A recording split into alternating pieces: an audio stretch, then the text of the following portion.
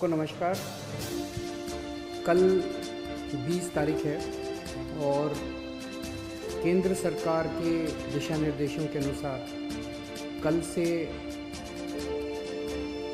उन क्षेत्रों में जहाँ पे कोरोना का असर कम है या कोरोना नहीं है, वहाँ पे लॉकडाउन के शर्तों में थोड़ी ढील दी जा सकती है।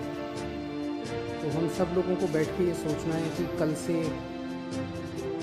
क्या ढील दी जानी चाहिए और अगर ढील दी जानी चाहिए तो कितनी ढील दी जानी चाहिए। केंद्र सरकार का कहना है कि जो हॉटस्पॉट्स हैं और जो कंटेनमेंट जोन्स हैं उनमें ढील फ़िलहाल नहीं दी जानी चाहिए, क्योंकि वहाँ पे स्थितियाँ ख़राब हैं और अपने को कंट्रोल करने की ज़रूरत है। दिल्ली में 11 ज़िले हैं। दिल्ली के 11 ज़िले हॉटस्पॉट डिक्लेयर किए गए हैं। तो केंद्र सरकार के मुताबिक तो सभी कंटेनमेंट जोन्स में ढील नहीं दी जा सकती। हमने दिल्ली सरकार में अपनी भी असेसमेंट की। पिछले कुछ दिनों में मैंने कई एक्सपर्ट से बात की, लोगों से बात की, और उन सारी चर्चाओं का जो नतीजा निकला वो मैं आपके सामने रखना चाहता हूँ। पिछले कुछ दिनों से दिल्ली में कोरोना के केसेस में बढ़ोतरी होनी शुरू हुई है। हमने टेस्ट भी ज़्यादा करने चालू किए हैं। पिछले कुछ दिनों में हमने काफ़ी टेस्ट किए हैं दिल्ली के अंदर, और कोरोना के केसेस में बढ़ोतरी भी चालू हुई है। कल हमारे पास 736 केसेस के टेस्ट की रिपोर्ट आई है। उन 736 में से 186 कोरोना के मरीज निकले, यानी कि 25% लोग कोरोना के मरीज निकले। 186 काफ़ी ज़्यादा है। ये 186 के 186 सभी एसिम्प्टोमेटिक हैं। इनमें किसी में भी सिम्टम्स नहीं है। किसी को बुखार नहीं है, किसी को खांसी नहीं है, किसी को सांस की शिकायत नहीं थी। उनको पता ही नहीं था कि उनको कोरोना है। उनको पता ही नहीं था कि वो कोरोना लेके घूम रहे हैं इधर उधर। ये और भी ख़तरनाक बात है कि कोरोना फैल चुका है। बहुत सारे लोग कोरोना लेके घूम रहे हैं, और ये बीमारी ऐसी है कि किसी को पता भी नहीं चलता कि मुझे बीमारी हो गई है। कई बार सिम्टम्स नहीं आते, बीमारी हो जाती है। किसी आदमी का इम्यून सिस्टम स्ट्रॉन्ग है और वो घूमता रहता है, और पता नहीं कितने लोगों को कर देता है। तो ये 186 लोग अपनी अपनी ज़िंदगी में घूम रहे थे।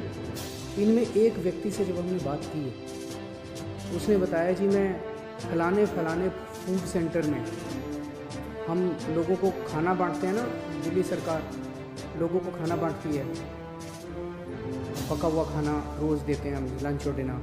वो कहता है जी मैं पिछले कुछ दिनों से रोज़ सरकार के फूड सेंटर में जाके खाना बंटवाने का काम कर रहा था। आप सोचो उसने वहाँ कितने लोगों को इन्फेक्ट कर दिया होगा। तो मैंने आज ही आदेश दिए हैं उस फूड सेंटर में जितने लोग आते हैं, मैं एज्यूम कर रहा हूँ कि डेली वही लोग आते होंगे एक सेंटर में खाना खाने के लिए, उन सब की रैपिड टेस्टिंग करवाएंगे जितने भी लोग आते हैं। और दिल्ली में जितने भी हमारे फूड सेंटर्स हैं, उन सभी फूड सेंटर्स में खाना बांटने वाले सभी वॉलंटियर्स का और कर्मचारियों का हम रैपिड टेस्टिंग कराएंगे। तो इससे ये दिखता है कि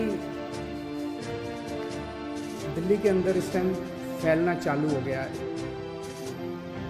रोज़ कंटेनमेंट जोन्स बढ़ते जा रहे हैं, जहाँ पे ऑपरेशन शील्ड लागू किया जाता है। आज की डेट में 77 कंटेनमेंट जोन बन गए हैं दिल्ली के अंदर। हमने कंटेनमेंट जोन्स में रैंडम टेस्टिंग कराई थी। कहीं से 200 का सैंपल लिया, कहीं से 180 का सैंपल लिया, कहीं से, वहाँ पे रैंडम टेस्टिंग कराई थी। वहाँ पे निकल के आया कि कुछ कंटेनमेंट जोन्स जहाँ पे लोगों ने बात मानी, लोगों ने अनुशासन का पालन किया, लोग अपने अपने घरों में रहे, वहाँ पे एक भी नया केस नहीं आया। लेकिन जहाँ लोगों ने बात नहीं मानी और लोग गलियों में निकल आए, हम उस कंटेनमेंट जोन के अंदर किसी को नहीं आने देते, बाहर किसी को नहीं जाने देते, लेकिन अंदर लोग एक दूसरे के घर में जाते रहते हैं। लोग नहीं मानते, काफ़ी उनको मनाने की कोशिश की जाती है, सख्ती करने की कोशिश की जाती है, लेकिन कई जगह लोग नहीं मानते। जैसे मैंने कल आपको जहांगीरपुरी का उदाहरण दिया। जहांगीरपुरी की एक गली, उसके अंदर एक ही परिवार के कई सारे घर थे, चाचे मामे ताया चाची ये सब। उनमें एक ही परिवार के 26 केस पॉजिटिव निकले, क्योंकि वो माने ही नहीं। कंटेनमेंट जोन होने के बावजूद वो एक दूसरे के घरों में जाते रहे। तो जहाँ जहाँ कंटेनमेंट जोन में लोगों ने बात मानी है, वहाँ एक भी नए केस नहीं मिले, और जहाँ लोगों ने बात नहीं मानी वहाँ पे कुछ कंटेनमेंट जोन्स में कई नए केस निकल के आए हैं। तो एक चीज़ तो ये है कि दिल्ली में कोरोना तेज़ी से फैल रहा है, पर अभी स्थिति नियंत्रण के बाहर नहीं है, स्थिति नियंत्रण में है। स्थिति चिंताजनक है, पर घबराने की ज़रूरत नहीं है। अपने को सबको अनुशासन में रह के इसको कंट्रोल करने की ज़रूरत है। आज दिल्ली में टोटल 1893 केस हैं, मोटा 1900 मान लो, 1900 केस हैं। 1900 में से 26 आईसीयू में हैं और 6 वेंटिलेटर पे हैं। लगभग 43 लोगों की मौत हो चुकी है। 26 आईसीयू में, 6 वेंटिलेटर पे हैं। आप सोच के देखो कि अगर लॉकडाउन नहीं होता तो क्या होता। दूसरे देशों का जो हाल है, भगवान ना करे अगर ऐसा अपने देश में होता, अगर लॉकडाउन ना होता, मान लो 3000 लोगों को आईसीयू की जरूरत पड़ जाती है, मान लो 2-2.5 हज़ार लोगों को वेंटिलेटर की ज़रूरत पड़ जाती है, और ज़्यादा लोगों को। इतने तो आईसीयू ही नहीं थे, इतने तो वेंटिलेटर ही नहीं है। इटली में, स्पेन में, अमेरिका में यही देखने को मिल रहा है कि आईसीयू कम पड़ गए, वेंटिलेटर कम पड़ गए, अस्पताल की व्यवस्थाएं कम पड़ गई।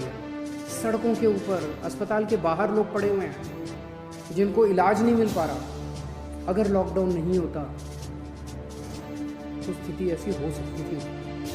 लॉकडाउन की वजह से केसेस कम हैं फिलहाल। आज दिल्ली में पूरे देश की 2% जनसंख्या रहती है,